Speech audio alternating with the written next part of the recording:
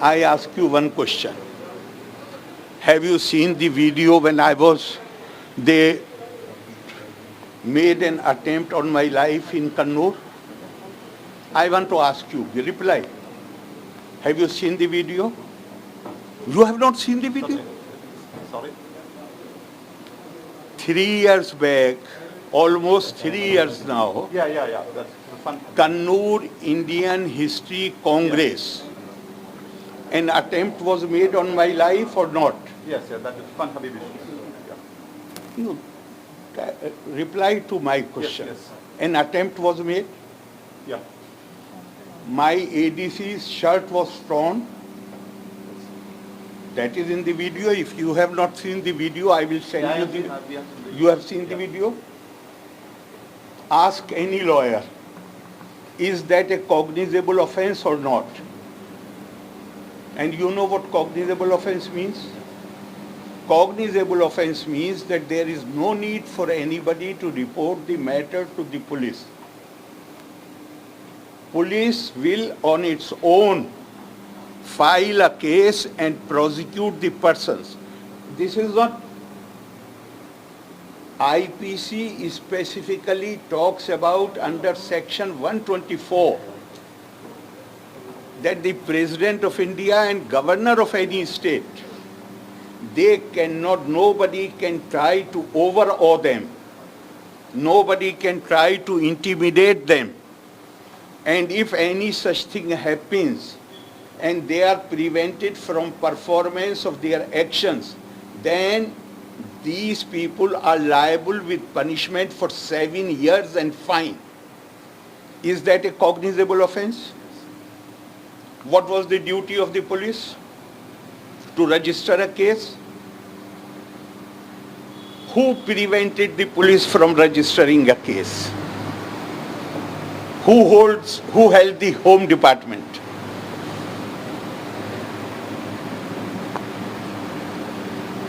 You are trying to denigrate, demean the office of governor, and you have tried every trick in your box, every trick to pressurize me, to try to frighten me. Even the kind of that I should develop fear about my physical safety. Who prevented the police from registering a case? I am so happy that Chief Minister has come out openly. He has given this statement. I welcome his statement because now at least he is not trying to play the game from behind the curtain. Now instead of using proxies like Irfan Habib, like some vice chancellors whom he asked to defy the orders of the chancellor, at least now he has come out openly. I do not wish to go into detail at this time. When I reach Trivandrum, I shall not only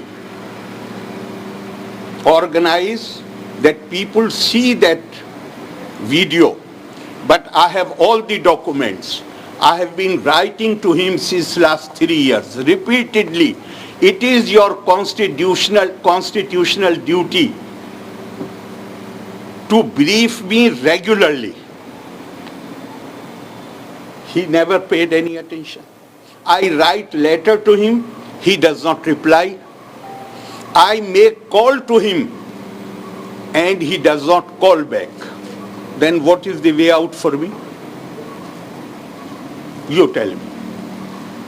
And whatever he has said, I will tomorrow I will reach Trivandrum.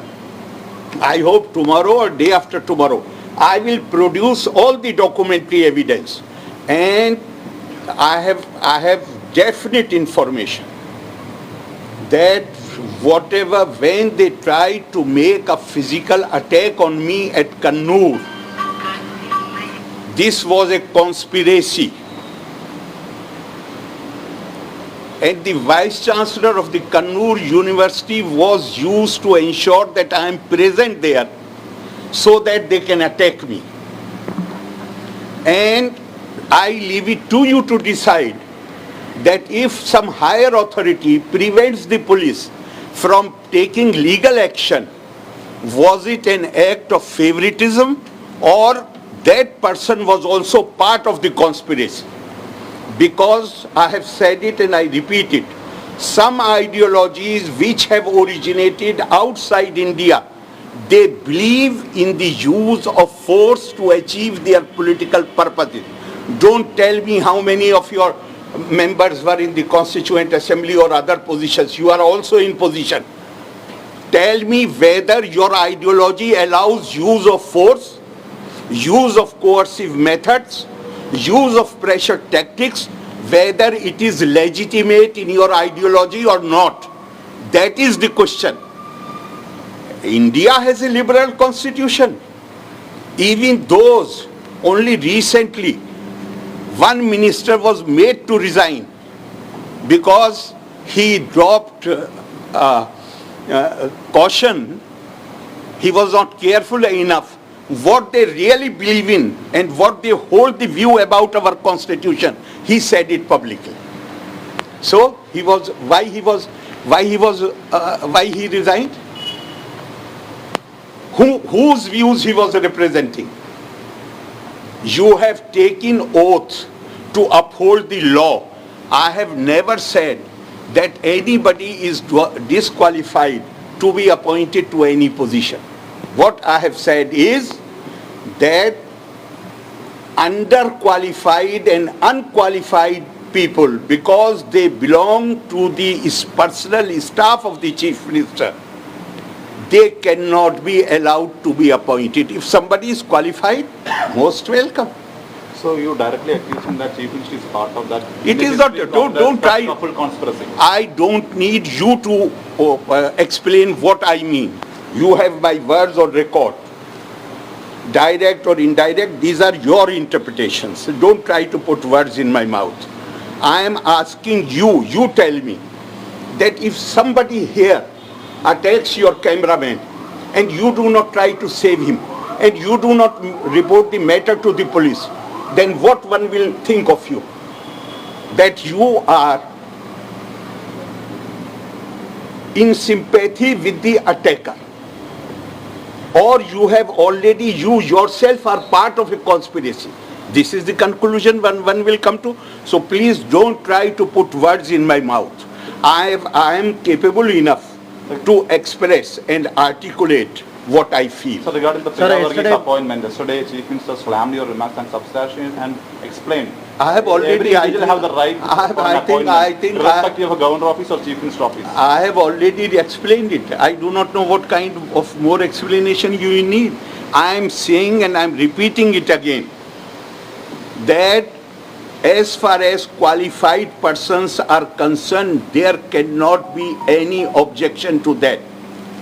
But if you try to appoint unqualified, underqualified persons, then please stop thinking that universities, because you are dressed in little brief authority, therefore you own this property, and these institutions belong to the people of Kerala, not to those who are dressed in little brief authority. Even this thing, I am not against politics in the campus. I am against the how many young men, young precious lives have been lost in the campuses. I ask you, boys have died or not? Yes. They have died? Yeah. Who is responsible for it? Because students, problem is not with the students. Problem is that the selfish politicians, they use these young people for their own ends. Instead of providing a platform where they can develop their personality, where they can have debate competitions, where they can have essay writing competitions, they are used merely as a fodder to raise slogans. And then there is clash between two groups. How many young students has the authorities ever expressed their concern over the loss of these precious lives? I ask you, How many bright young students of Kerala, they do not prefer to stay here for higher education and they go outside. Why they go outside? Is it a question you should ponder about or not? This is why I'm talking. As governor, I agree I should not have talked about it. But if all my efforts have failed, I want to convey to the people, this is how, this is the situation, so that at least awareness among people can be created and popular pressure can be built to prevent authorities from acting in this high-handed manner. His Excellency, regarding the Lokaitha Amendment, University Amendment, the ball is in your court. How long this discussion will continue? There is no question of any time limit. Everything will be considered on merit. The government cannot be given the power to appoint the vice chancellors. I am saying it clearly. This will amount to executive interference. Chief Minister has written a letter to me, and that also I will produce day after tomorrow, where he has assured me that there will be no interference. And now they are proposing that they will appoint the vice chancellor. That would mean erosion of autonomy of the educational institutions. As long as I am here, I will not allow erosion of the autonomy of the university. There is no way. And as for Lokayukt, I have not seen the file yet, but I have seen the proceedings of the assembly. I have seen whatever has appeared in the press. There is one basic rule of jurisprudence. And the rule of jurisprudence is that if there is a complaint against you, you cannot sit in judgment against any complaint which is against you. If that basic jurisprudence rule is, even if you persuade me to sign it, it will be struck down by the judicial process, because no one can be allowed to sit in judgment about in his own cause. Some papers have written case. It is not case. Nobody can be allowed to sit in judgment in his own cause. In Peravivar release case, there is a landmark judgment from the court. The government is a part of government. Governor is a part of government. Yes. Governor is part of the government, and that is why it is needed, it is constitutional duty of the Chief Minister to brief the governor regularly. How many times he has briefed me? He does not reply even to the letters. He does not, I make the call and he does not call back. I do not know why he is so afraid of meeting me. He wants to talk to me through media. He is welcome. The public Sir, concern is an yesterday he told extraordinary situation. How you will are this tug of war continue? The constitution charge the government on one side and the government. This is, you want to make your news interesting. That is why you are using these words. Nobody, there is no tension in this situation. People have a right to know what the government is doing. Why you want to keep it from the people?